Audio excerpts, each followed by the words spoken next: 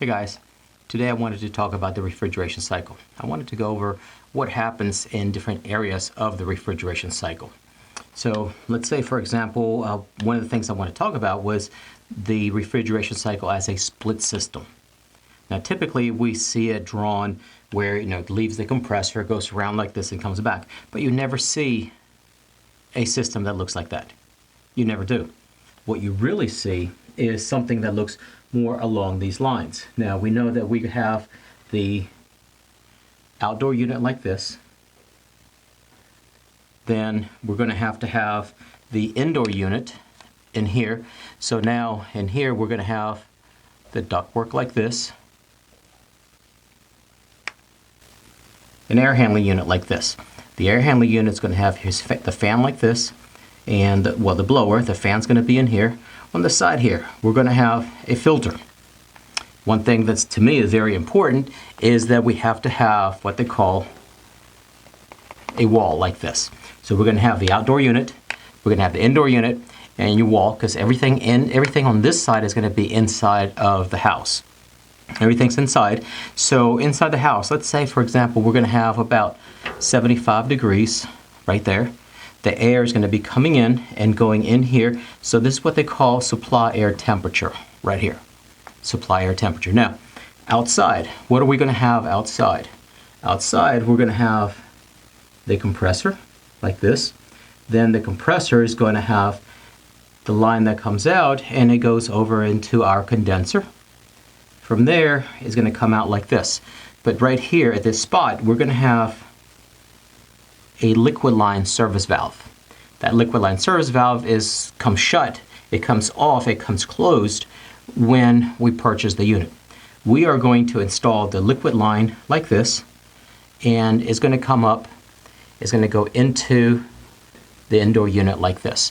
Once it goes inside, it's going to go right into the metering device. Now the metering device is one dividing point between the high and the low side. So this is our dividing point right here. Everything on this side is going to be high pressure. Everything on the other side is going to be low pressure like this. So we have low pressure here. It goes into the evaporator, and the evaporator is like that. Then it comes out. When it comes out, it's going to come back down here, and it's going to go through my suction line, and then it's going to go to this service valve. This is what they call my suction line service valve. Suction line service valve. So from here, what we do is we take it and we go into the compressor. Inside of the compressor, we have the discharge valves, we have the suction valves, we will have a piston. Sometimes this will be a scroll compressor, but in this case, I'm putting in here a reciprocating compressor. And this right here would be the other dividing point. We have a dividing point at the metering device and another dividing point at the discharge valves of the compressor. Everything on this side is going to be high pressure. Everything on the other side is going to be low pressure. So here we have our low pressure refrigerant coming back to the compressor like this. It's going to be coming out and it's going to go into this coil. One other thing that we have is right here, we got to have our fan. Got to have a fan outside. Why? Well, so that we can remove the heat from the condenser and blow the heat out. Now we know that it's going, let's say for example, it's going to be about 90 degrees Fahrenheit outside air temperature. That is, outside air temperature is going to be about 90 degrees. So now we have to give off the heat from this warmer to the cooler area. We don't think of 90 as being cool, but in this case, it is cooler than this coil.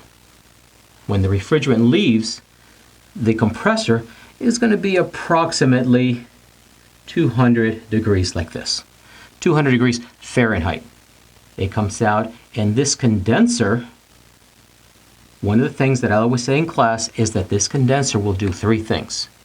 First thing it's going to do is going to de-superheat, and then is going to condense, and then is going to subcool.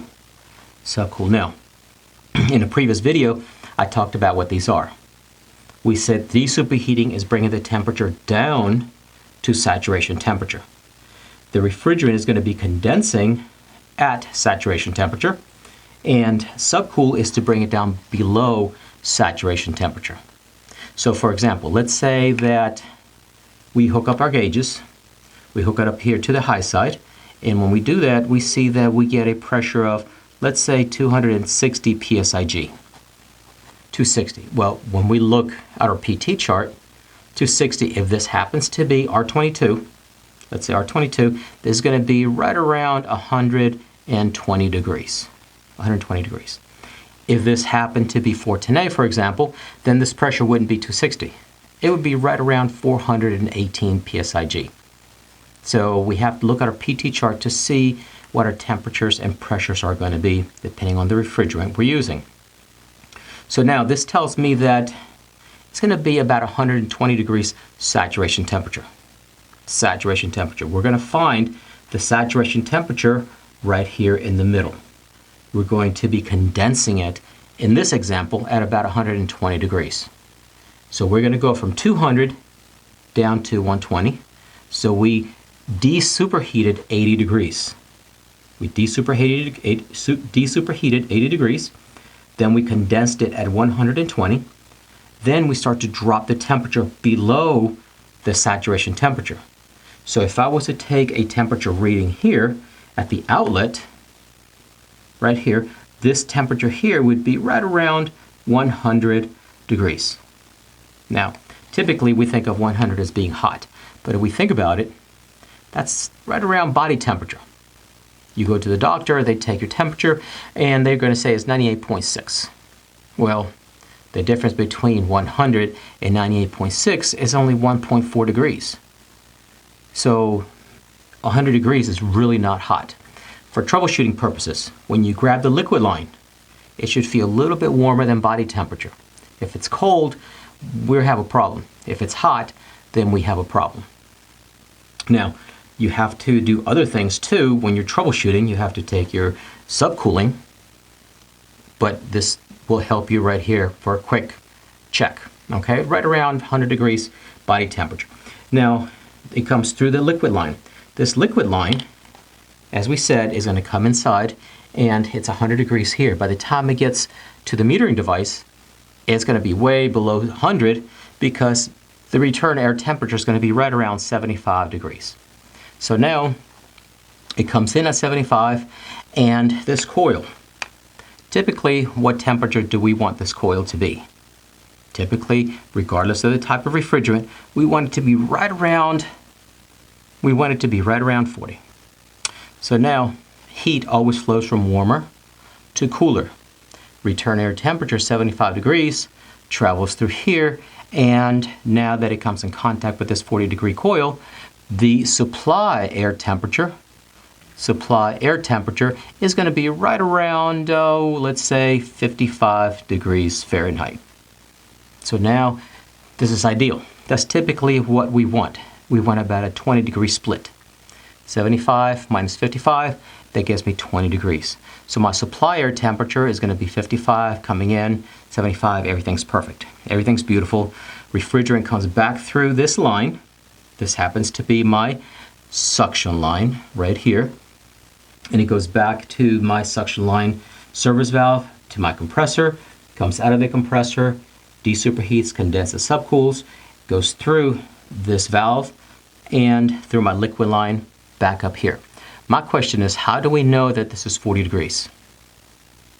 How do we know? We could take the temperature, but that's too much work. It's too difficult.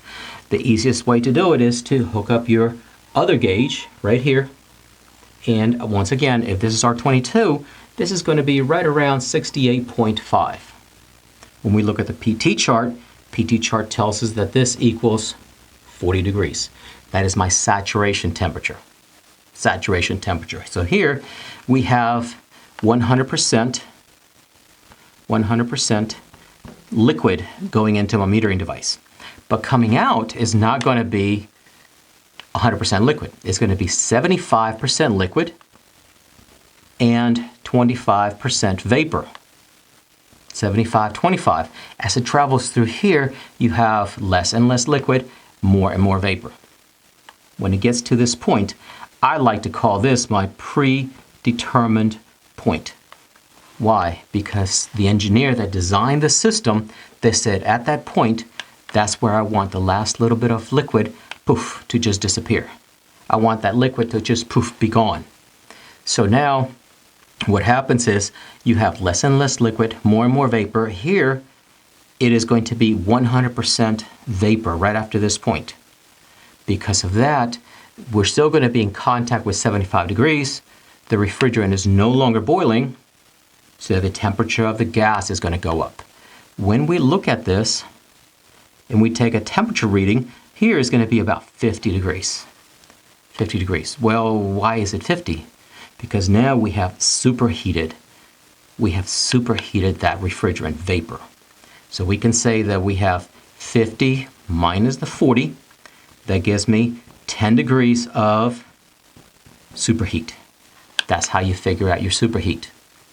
By taking the saturation temperature right here, get the pressure, that's your saturation temperature, that's the temperature of the coil, taking the actual temperature reading of the refrigerant leaving the coil, subtract the 2, that gives you your superheat reading. Then it comes back and it goes to the compressor. One thing we have to remember is that if we were to take a temperature reading here, this temperature here is going to be higher. Let's say here is going to be, let's just say it's going to be right around 65 degrees. 65 degrees. Saturation temperature is 40. Well, 65 minus 40, that gives us 25 degrees. So here we have 25 degrees of superheat. But wait a minute. This is what they call my evaporator superheat. This is what they call my either compressor superheat or system superheat. Depends on who you're talking to, but it's the same thing. This is how much superheat you have in the refrigerant going to your compressor. Now this temperature, you don't want it to be too high. Why? Because if that temperature is too high, then the compressor is going to overheat. So we want to make sure that we have a good temperature going into the evaporator. One thing that we have to remember is that on this suction line, what must we have in this suction line? Well, we have to have good insulation. We have to have good insulation in this suction line right here, because if not, your superheat is going to be too high and you're going to burn up the compressor. So we want to make sure that we have good insulation. Always make sure you check that insulation, because if not, your superheat is going to be too high. So if we think about this real quick, we have good superheat here, but your insulation is bad. The temperature here is going to be high. Your compressor is going to go out on internal overload because it's going to overheat. The technician is going to come here, say, oh, it's out on internal overload. They're going to check this superheat. They're going to say, well, the superheat here is good, but my compressor keeps going out on internal overload. My compressor must be bad. And they will replace the compressor. Meanwhile, the only problem is that they don't have good insulation, or they don't have insulation on the suction line at all. So think about those things. Got to make sure that you check that insulation, because that could harm the compressor. Now, the other thing I wanted to talk about was going to be some of the extra things that you have in the system. So for example, here on the outlet of the compressor, we might have what they call a muffler. Now the muffler is going to be just like the muffler in your car. It's going to stop the noise. But what kind of noise? Well, in a system, we have two different noises. We have the audible noise, the one we can hear, and then we also have the pulsation noise. Now, some technicians out there, they have noticed that when they hook up their high pressure gauge, that needle is fluttering like this. It is just going up and down like this. Well, a lot of times it's because you don't have a muffler. So now this muffler is supposed to stop that. That's what the muffler, that's what it's going to do. Another thing that we may have is going to be what they call an oil separator. Now, the oil separator is going to separate the oil and send it back to the compressor. The refrigerant is going to keep going up through the condenser, where it's going to desuperheat, condense, and subcool through my liquid line, my liquid line service valve here. And sometimes what we have, it is going to be a receiver right here. The receiver, just like the name says, it receives the refrigerant. It holds it until it is needed. Once it is needed, then it's going to draw the refrigerant from the bottom, because this side, the outlet side, has a dip tube on it. The dip tube reaches down to the bottom, picks up the liquid refrigerant, and sends it on through the liquid line here. Now, another thing we may have is going to be, let's say, for example, a king valve. It's going to be a valve that's either after the receiver or right on the receiver itself. Purpose of the king valve is so we can pump the system down. Now, I have a video where I talk about a pump down, and I show you how to do a pump down. So take a look at that. But here, that's what the king valve, that's the purpose of the king valve. Then the other thing that we may have is going to be my liquid line filter dryer. This is going to trap all of the moisture that is in the system. It traps it, holds it, and is not going to release it. But this is designed to trap only a certain amount.